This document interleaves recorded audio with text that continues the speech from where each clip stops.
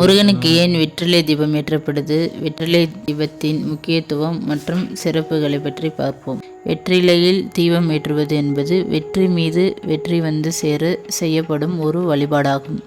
முருகப்பெருமான் வீரத்திற்கும் வெற்றிக்கும் அதிபதி என்பதால் அவருக்கு இந்த தீபம் ஏற்றுவது சிறப்பானது. முருகப்பெருமான் செவ்வாய் கிரகத்தின் அதிபதியாக கருதப்படுகிறார். செவ்வாய் கிரகம் வீடு, நிலம், சொத்து மற்றும் தைரியத்திற்கு காரணியாக இருப்பதால் செவ்வாய்க்கிழமை அன்று வெற்றிலை தீபம் ஏற்றி வழிபட்டால் நிலம், வீடு தொடர்பான பிரச்சனைகள் நீங்கி விரைவில் சொத்து சேரும் என்பது நம்பிக்கை.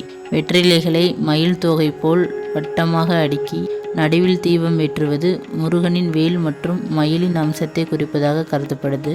முருகனுக்கு உகந்த செவ்வாய்க்கிழமைகளிலும் கிருத்திகை மற்றும் சஷ்டி திதிகளிலும் இந்த தீபத்தை ஏற்றுவது மிகவும் விசேஷமானது. வெற்றிலை என்பது வெறும் இலை அல்ல, அது தெய்வ சக்தி நிறைந்த ஒரு புனித பொருள் என்று இந்து புராணங்கள் கூறுகின்றன. முப்பெரும் தேவியர் வாசம் வெற்றிலையின் நுனியில் மகாலட்சுமி தேவியும், நடுவில் சரஸ்வதி தேவியும், காம்பில் பார்வதி தேவியும் வாசம் செய்வதாக நம்பப்படுகிறது. வெற்றிலை மகாலட்சுமி தேவியின் அம்சம் நிறைந்ததாக கருதப்படுகிறது. எனவே இதனை பயன்படுத்தி தீபம் ஏற்றும் போது பண வரவு பெருகும், பொருளாதார கஷ்டங்கள் தீரும் என்பது ஐதீகம்.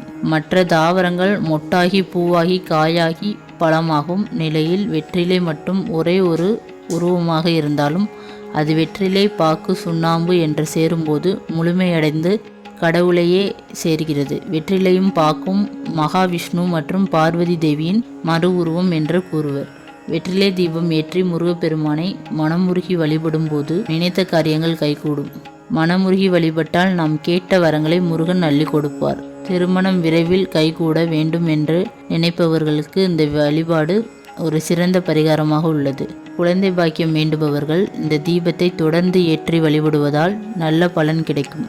சொந்த வீடு, மனை, நிலம் வாங்கும் யோகம் அமைய செவ்வாய்க்கிழமை தோறும் இந்த தீபத்தை ஏற்றுவது சிறந்தது.